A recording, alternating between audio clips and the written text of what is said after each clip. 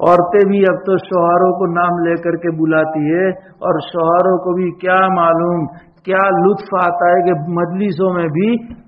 محبوبہ کے نام سے ان کی زبان خشک نہیں ہوتی، سوکھتی نہیں ہے۔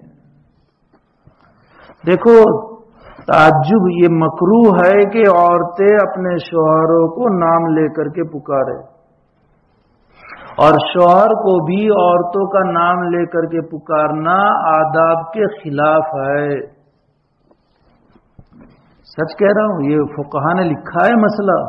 لیکن نہیں، ہم نے تو اپنے والدین کو اور اپنے دادا دادی کو دیکھا ہے کہ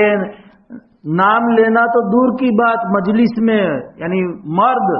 شوہر اپنی بیوی کو، ہمارے دادا بیٹھے ہو، دادی ہو، دادا تو نہیں دیکھے، دادی ہو، بڑے چچا ہو، ان کی مجلس میں عورت سے بات کرنا بھی ایک عار سمجھا جاتا تھا، گرچہ وہ بھی غلو تھا، لیکن ایک وہ مقام تھا کہ نام لے کر پکارنا تو دور کی بات، وہ مجلس میں آ کر بھی بیٹھ نہیں سکتی تھی، احترام کا وہ مقام تھا۔ اور آج تفریط اتنی ہے کہ بڑوں کے مقام کو اور بڑوں کے مرتبے کو اور ان کی تعظیم کو کوئی مد نظر نہیں رکھا جاتا، اور شوہر کو بڑوں کی موجودگی میں نام لے کر کے پکارنا یہ عورت اپنے لیے کمال سمجھتی ہے، مکروہ ہے۔ دیکھیے قرآن میں کسی عورت کا نام نہیں ہے سوائے مریم علیہ السلام کے۔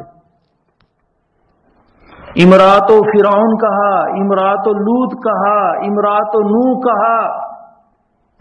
ازواج مطہرات کے لیے یا نساء النبی کہا اللہ تعالیٰ نے،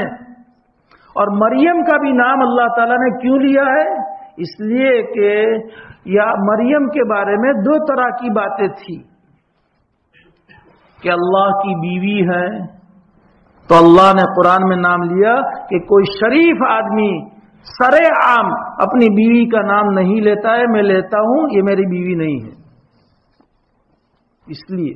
اور نہ اس کے علاوہ کوئی نہیں۔ میں نے ایک صاحب کو سمجھایا تو انہوں نے کہا کہ حدیثوں میں ازواج مطہرات کے نام آتے ہیں تو وہ تعارف کے لیے ہیں، نبی کی سیرت کو بھی تو پہچاننا ہے نا۔ آپ علیہ الصلوۃ والسلام سے جن ازواج مطہرات نے روایت کیا ان کے تعارف کے لیے، سند کے لیے ہے، اور سیرت کہ آپ علیہ السلام کی اتنی بیٹیاں، یہ جاننا امت کے لیے ضروری ہے، آپ علیہ السلام کی اتنی بیویاں امت کے لیے جاننا ضروری ہے، تو وہاں ایک ضرورت کے موقع پر عورتوں کے نام لیے گئے، ورنہ قرآن میں کوئی ضرورت نہیں تھی، دوسرے طریقوں سے ضرورت پوری ہو جاتی تھی، اس لیے اللہ تبارک تعالیٰ نے کوئی عورت کا نام نہیں لیا ہے۔ غرض مجھے سمجھانا ہے کہ اس طرح کے ماحول سے اپنے آپ کو دور رکھنا چاہیے کہ اس میں کیا ہو گیا۔ ادب بہت بڑی چیز ہے، اور ادب یہ ہمارے حضرت دامت برکاتہم تو فرماتے ہیں کہ ادب ہی سے آدمی بنتا ہے اور سنورتا ہے، اور جنہوں نے ادب کی رعایت کی ان کی زندگیوں میں سنتیں آئے گی، سنتوں کی رعایت کی تو واجبات اور فرائض آئیں گے اور گناہوں سے بچے گا، لیکن جنہوں نے فرض چھوڑا دھیرے دھیرے واجبات چھوٹیں گے، سنتیں چھوٹے گی، ادب چھوٹے گا، اور پھر معاصی آئیں گے۔ اس لیے ادب کا بھی لحاظ رکھنا شریعت میں ہے، با ادب با نصیب، بے ادب بے نصیب۔